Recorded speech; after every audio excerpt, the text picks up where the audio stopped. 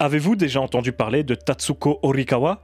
En 2008, la petite ville japonaise de Kasuya a connu un fait divers assez sinistre. L'un de ses habitants, un homme âgé de 57 ans, remarqua que dans son appartement, de la nourriture disparaissait régulièrement. Au début, pas spécialement inquiet, mettant ça sur le compte de son inattention, cela finit par réellement le tourmenter lorsqu'il comprit que ces disparitions devenaient journalières. Persuadé d'être la victime de cambriolage, probablement l'œuvre de gamins en mal de sensations fortes, il décida d'installer une caméra de surveillance chez lui. Après plusieurs nuits, il se décida à visionner les images qu'il avait capturées sur son téléphone portable. Et là, quelle ne fut pas son horrible surprise. Il se rendit compte qu'il n'était pas seul dans son appartement et que l'un de ses placards était habité par une colocataire clandestine. En effet, une sans-abri d'une soixantaine d'années avait élu domicile depuis plus d'un an chez lui et profitait de ses absences ou de ses nuits de sommeil pour sortir de sa cachette, se nourrir, se doucher, prendre ses aises, etc. Horrifié par cette découverte, il alerta immédiatement la police qui débarqua chez lui et fouilla les lieux. Ils trouvèrent donc Tatsuko Horikawa recroquevillée dans un placard, propre, soignée, nerveuse, et ce fait divers changera la vision que les habitants de Kasuya ont des personnes sans domicile, se mettant enfin à les prendre en compte. Et le locataire de cet appartement a dû avoir du mal à fermer l'œil la nuit après cette histoire sordide. Et vous êtes-vous déjà senti mal à l'aise chez vous? Avez-vous du mal à vous considérer chez vous d'ailleurs? Avez-vous la sensation de vivre avec quelqu'un que vous ne connaissez pas? Si oui, vous vous reconnaîtrez peut-être dans le film dont nous allons parler aujourd'hui. Bonsoir, amis de l'horreur, et bienvenue dans cette nouvelle critique glauque.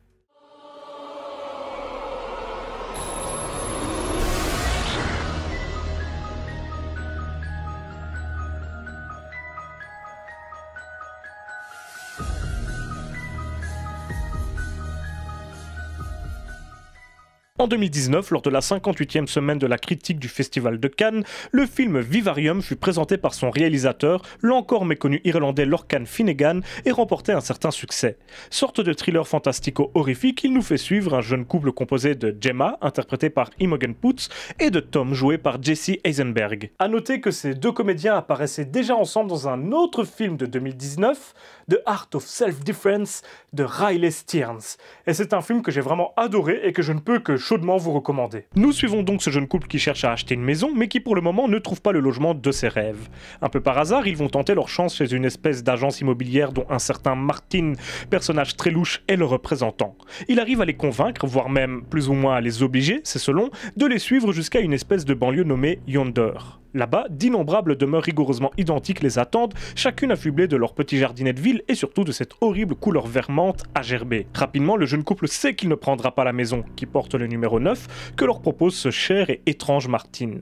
Après avoir visité l'intérieur de cette habitation prétendument parfaite, le couple se rend compte que leur étrange agent immobilier a mystérieusement disparu et avec lui, sa voiture. Perplexes mais peu inquiets, ils en concluent qu'il est temps pour eux de quitter les lieux à leur tour en riant de cette drôle de visite. Mais une fois dans leur véhicule, la sortie est beaucoup plus dur à trouver que prévu, à tel point qu'ils usent la totalité de leur essence sans avoir pu sortir de la banlieue, et en se retrouvant systématiquement devant ce fameux numéro 9, jusqu'à ce qu'ils soient obligés d'abandonner et d'entrer dans cette étrange maison pour se reposer, espérant trouver une solution le lendemain. Mais autant vous dire que ça n'arrivera pas. Oui, notre cher petit couple va rester bloqué dans ce quartier étrange aux maisons absolument toutes identiques, qui ne connaît pas de sortie, et surtout qui est totalement inhabité. Et attention, car pour la suite de cette vidéo, je vais spoiler comme un gros bâtard. Donc si tu n'as pas vu le film et que tu n'aimes pas te faire divulgacher des œuvres que tu ne connais pas encore, bah va voir le film. Si tu t'en fiches ou si tu as vu le film, on peut continuer. Dès le lendemain, ils constatent qu'effectivement, ils sont prisonniers de ce quartier étrange, qui les fait toujours revenir devant ce satané numéro 9, peu importe le chemin qu'ils choisissent d'emprunter. Tout aussi bizarre, quelqu'un a déposé devant leur demeure une caisse remplie de nourriture, brosse à dents et autres fournitures nécessaires pour vivre. Ils ne paraissent plus avoir le choix et comprennent plus ou moins qu'ils vont être forcés de rester dans ce quartier fantôme. Mais le pire est probablement la seconde caisse qu'ils reçoivent, qui contient un bébé, ainsi que la consigne suivante: élevez cet enfant et vous pourrez sortir. Et ils subiront donc cette existence à éduquer cet enfant qui se comporte très étrangement, en tout cas de façon très glauque, et qui vieillit beaucoup plus vite qu'un être humain normal. Et eux-mêmes vont devoir remplir une existence désormais quasiment vide, puisqu'ils n'ont aucun divertissement, qu'ils n'ont aucun voisin, qu'ils n'ont plus de travail, rien du tout. Ils n'ont que et cet enfant très bizarre. L'intérêt du film est donc d'une part de les voir évoluer dans cet étrange environnement et de voir leur réaction face à cet environnement, mais également de comprendre les origines de toute cette histoire étrange et de ce gamin. Qui est-il? D'où vient-il? Pourquoi ont-ils été emprisonnés de la sorte? Comment ça se fait que toutes ces choses bizarres se passent? Parce qu'on est quand même dans quelque chose de relativement illogique, si vous voyez ce que je veux dire. Je ne vais pas dévoiler toutes les réponses à ces questions, rassurez-vous. Par contre, le film est très intéressant à analyser, et c'est ce que je vais faire tout de suite. J'ai tellement de choses à dire que je ne sais même pas par où commencer. Donc tout d'abord, le film est clairement une métaphore de nos vies et de nos codes sociétaux actuels. Je m'explique.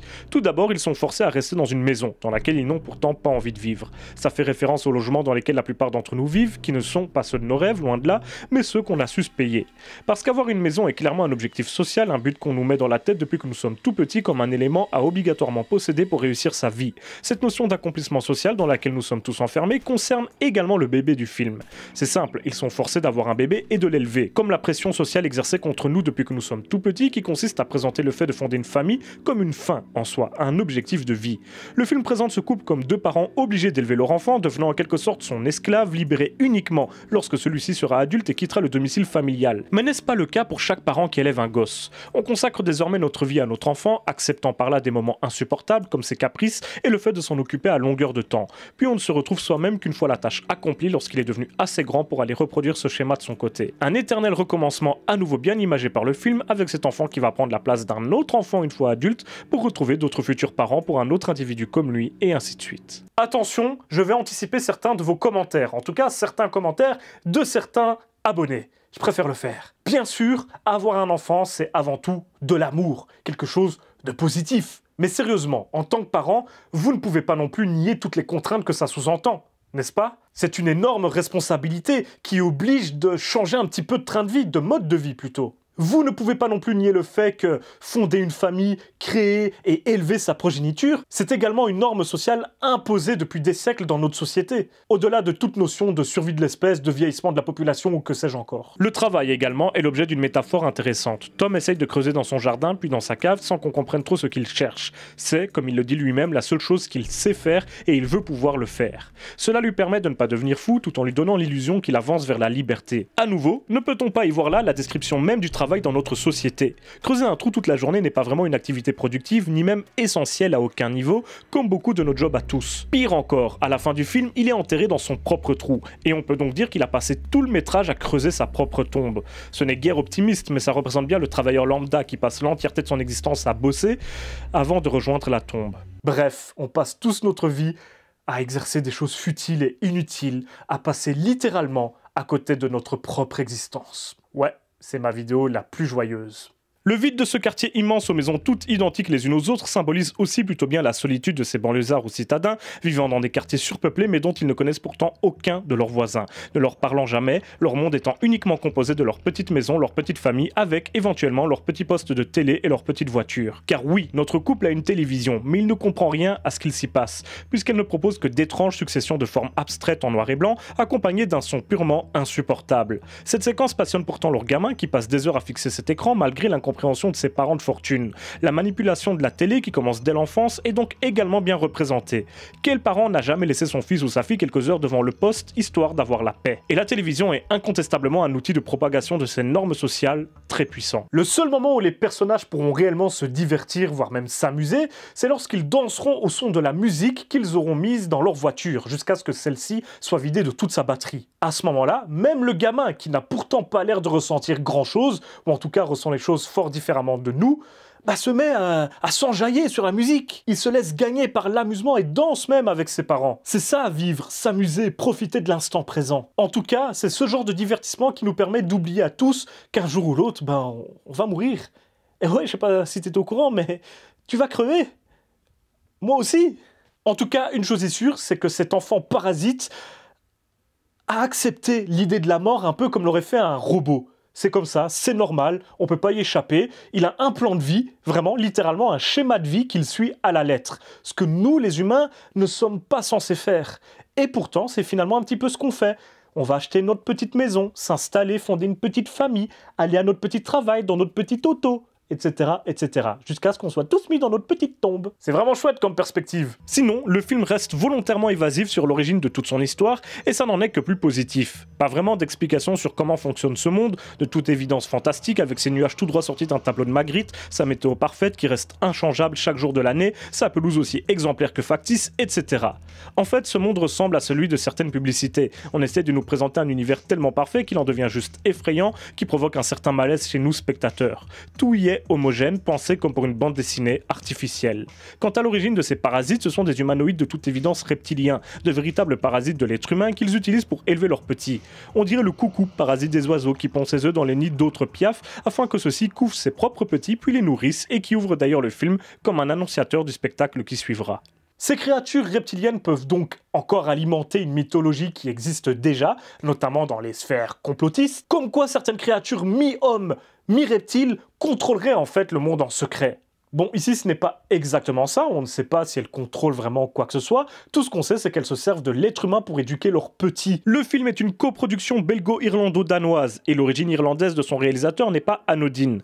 Depuis 2011, les loyers irlandais ont augmenté de 65%, et ils connaissent une véritable crise du logement. Le jour de la première du film, il y avait d'ailleurs une manifestation pour protester face à cette crise au pays, preuve que les Irlandais sont particulièrement touchés par ces difficultés. Ce rapprochement permet d'appuyer ma théorie du logement faute de mieux, ainsi que le sentiment d'obligation d'en trouver un. Dans tous les cas, le film permet de vraiment mettre en avant le sentiment d'enfermement par la société que peuvent ressentir certains d'entre nous à juste titre. Les normes sociales sont tellement puissantes et nos comportements, aspirations et même nos rêves sont tellement conditionnés qu'on finit par être prisonnier de nos propres vies, à faire un travail qu'on déteste, habiter dans une maison horrible et à élever un enfant qui nous rappelle nos échecs et ce qu'on a abandonné pour subir cette existence. C'est terriblement négatif, mais c'est un état d'esprit compréhensible. L'instinct maternel de Gemma pour un gamin qui n'est même pas le sien est également la conséquence d'une société qui met en avant la figure de la femme, de la mère pour élever les enfants. Elle n'arrive tout simplement pas à faire autrement, et ce même si ce gosse la terrifie. Elle finira au bout de sa vie par regretter de ne pas l'avoir tué lorsqu'il n'était encore qu'un marmot. Outre la sensation d'étouffement procurée par le film et son univers fantastique, c'est donc l'amer constat qu'il fait de notre société et du maigre sens de nos vies à la plupart d'entre nous qui est effrayant.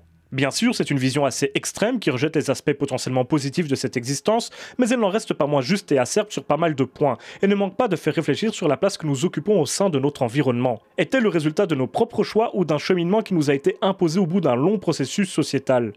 Ou d'un mélange des deux? Je vous laisse répondre à cette question ô combien philosophique. Avant de vous livrer mon opinion et de ce fait ma critique de ce film, je vais laisser la place à Pauline, vous commencez à en avoir l'habitude, qui a 2-3 choses à dire sur ce long métrage. Vas-y Pauline.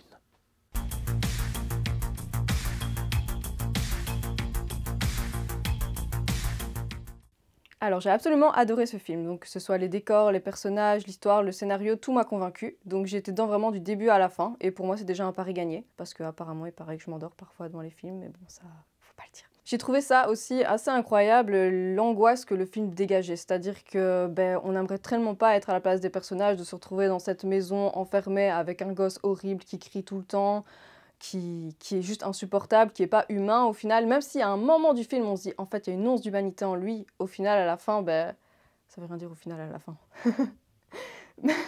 Merde. Du coup qu'est-ce que je disais ? Et même si à un moment on se dit que ce petit garçon va avoir une once d'humanité, au final, pas du tout. En plus, faut savoir que le cinéma irlandais n'est pas toujours mis en avant. Bon ok, c'est pas que un film irlandais, mais c'est en partie irlandais, et tous les films irlandais que j'ai pu voir jusque maintenant m'ont assez convaincu. Donc voilà, rien que pour ça, ça vaut la peine. Belge, irlandais, bon, c'est rare donc c'est cool. Mais ce que j'ai vraiment adoré en fait dans ce film, c'est qu'on arrive vraiment à se mettre à la place des personnages, c'est-à-dire que le film nous fait ressentir énormément les émotions que les personnages ressentent. Et à partir du moment où un film arrive à te mettre à la place du personnage que tu as devant toi, je trouve que c'est déjà énorme, et rien que pour ça, je trouve que c'est un film brillant.